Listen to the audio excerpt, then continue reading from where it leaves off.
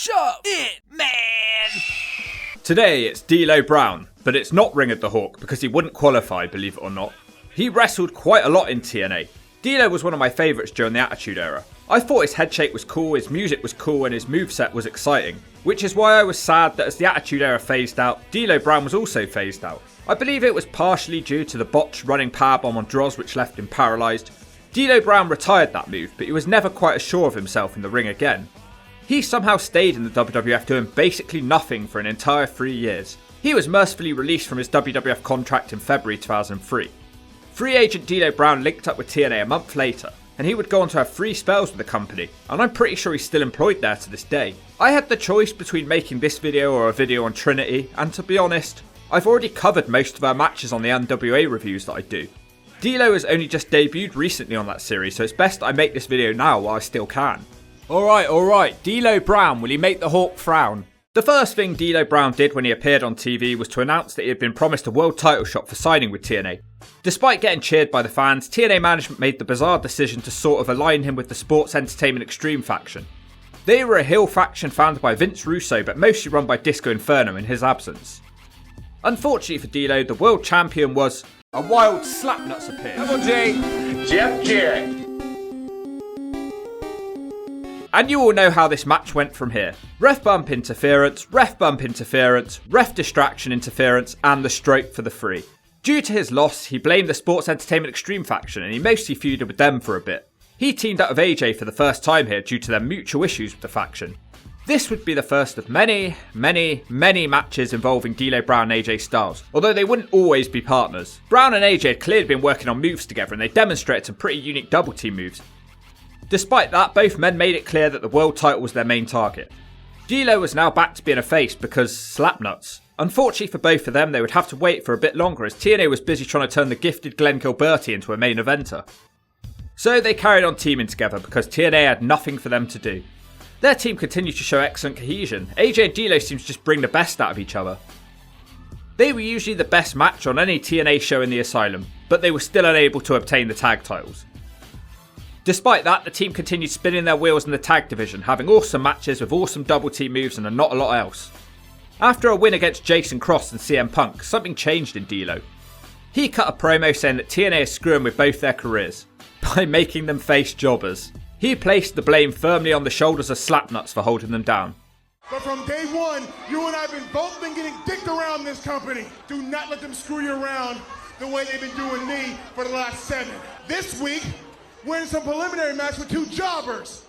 There's only one man who's got that kind of stroke around here, and that's that no good son of a bitch, our heavyweight champion, Jeff Jarrett. Wow. The one thing I found out, that in our locker room, Jeff Jarrett is the game.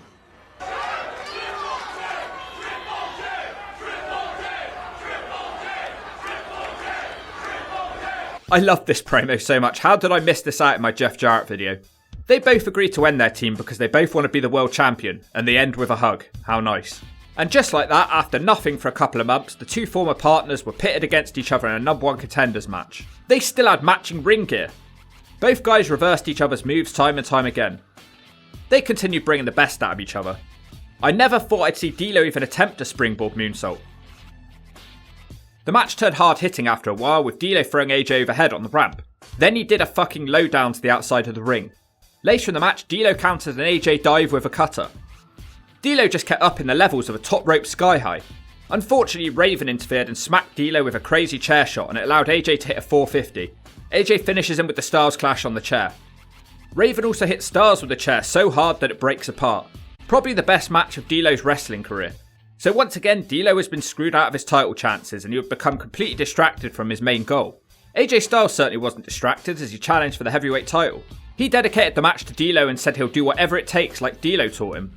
And AJ would go on to win the belt, not thanks to D'Lo but instead it was thanks to a returning Vince Russo. Now I hope you enjoyed AJ Styles and D'Lo Brown working together because there's a lot more to come. Oh, a hell of a lot more to come.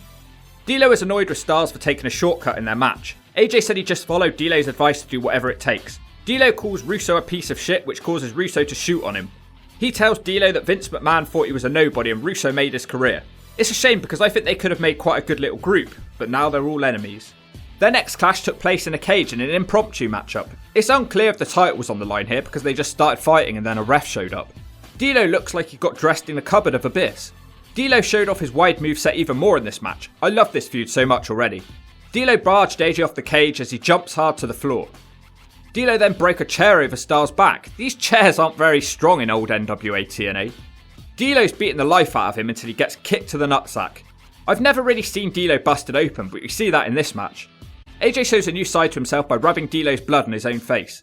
D'Lo hits all of his signature moves in this match, and then he decides he wants to do the sky high from the top of the cage. But Russo turns up with a baseball bat to ruin it all. Styles back suplexes him from the top rope. The match is thrown out by DQ, but this is one of my favourite DQ matches of all time. Styles completely destroys him with Russo's encouragement. It feels like this feud took a bit of a turn to being more about D'Lo Brown wanting to beat Russo up now. D'Lo challenged for the title a couple of weeks later. I think it spoke volumes about D'Lo's popularity that he still got out-cheered when facing Styles. D'Lo then reveals that he's got Russo locked up in a cage. Why the hell is Russo dressed like that? This is another match packed with incredible moves. We got a hell of a back suplex from D'Lo, a spear into the crowd barrier, a 3/4 net breaker, my favourite wrestling move of all time. AJ replies with a shooting Styles press out of the ring. D'Lo stopped him with an Alabama slam and a Devon Dudley inspired spinebuster. Trinity appeared and almost cost D'Lo the match. Not a boring second in this one. Ref bump, sky high and low down. Sonny, don't look at my ass, Siaki hits him with a steel cane and Styles wins with a frog splash. The least boring match ever. I'm loving this feud, but my concern is how D'Lo has the credentials for any more title shots now. They put D'Lo in the cage and Russo hits it with a baseball bat over and over again and then they shove it over. Well, my concern would be addressed the next week. D'Lo announced a 2 out of 3 falls match for the title, just because. But first, D'Lo starts up a second feud with Sonny, don't look at my ass, Siaki, who hit him with the cane last week. If D'Lo can beat Siaki, he will get a match with Russo. So does that mean he's got 3 feuds going at once? He dives on Siaki straight away. Does D'Lo have the most exciting range of moves or what? It's another really fun matchup with a lot of crowd heat with a pretty cool ending. Russo comes out at the end of the show. I'm pretty sure he's dressed the exact same way as the night he won the WCW heavyweight title. The cage looks more like a chicken coop. AJ interferes but D'Lo locks him in the cage. Siaki also interferes but D'Lo handcuffs him. D'Lo is an unstoppable force, he takes out Trinity too. Eventually the numbers get to him and AJ bursts out his chicken coop. But this was a real star-making segment for D'Lo Brown. On to the 2 out of 3 falls match. Unfortunately these matches don't run back to back and there's other matches involving other wrestlers in between. The first fall is pinfall only. It's a completely even match with both guys pulling out moves that they're not normally known for. D'Lo thinks he has it won with the second rope sack of shit, but again there's that man, Sonny Siaki, costing Brown the match. The second fall later that night is a submission match. D'Lo wins it with a sharpshooter with his knee pushing into Styles' head at the same time. The third and final fall will be a ladder match. It's a completely batshit crazy match. AJ Styles is the real MVP of this one though. It essentially turns into a TLC match. The clear highlight of this one is D'Lo hitting the lowdown off a ladder to AJ through a table on the outside. Despite that, D'Lo doesn't win the title because Sonny Siaki throws him off the ladder and he hits a table on the outside of the ring. Both guys end up grabbing the belt at the same time and the match is declared a draw. So of course, we're going to get another match between these guys because they drew. So the decider will be in a cage and everyone barred from ringside. During the match he hits a Samoan drop. You know, I hate it when some guys use the Samoan drop. It should just be saved for Samoans and fat guys. And at this point in his career, I'm fine with D'Lo using it. AJ is then able to kick out of the lowdown without shenanigans, but D'Lo is able to kick out the Styles Clash too. Just like their previous cage match, D'Lo teases us with a cage top dive, but D'Lo misses it after shenanigans at ringside. And that's how this one ends. AJ is still the champion. Not their best match. No more shots for D'Lo now. He's failed more times than most people get in their entire career. And it was all downhill from here for D'Lo as he embarked on a losing run. He went from main eventing for the world title to losses to Don't Look at My Ass, Christopher Daniels and Ryan Wilson. Who? It clearly wasn't going well for D'Lo at this point, so he started travelling to All Japan Wrestling between TNA dates. He ended the year 2003 with 14 wins and 15 losses, which represents the inconsistent booking of D'Lo in TNA. After a tour of Japan, D'Lo returned and he is now happy to team up with Styles, for some reason. Their bloody history is barely mentioned. I guess hatred of slapnuts can unite the world. Send slapnuts to Ukraine. D'Lo also has new entrance music. It was a poor man's knockoff of DMX What's My Name.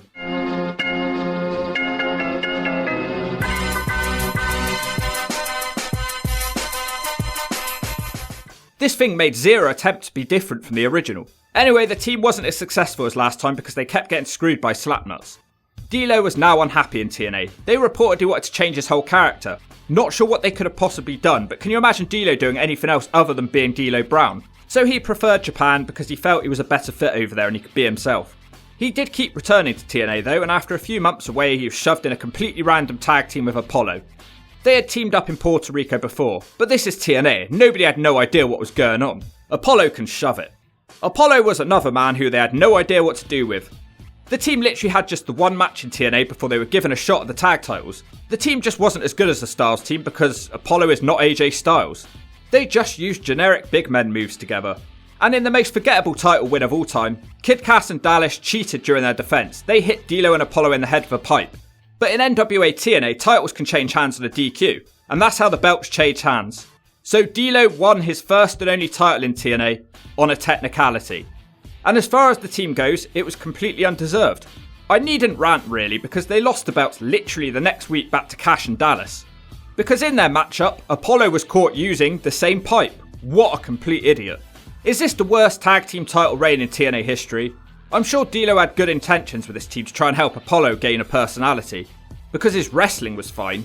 But he was almost the opposite of D'Lo when it came to character work, a charisma black hole. And they just didn't mesh well in the ring. The team lumbered on, but nobody could possibly care about this team. D'Lo resembled Safatio Vega at this point. His wrestling was still good, but his constant losses made him redundant.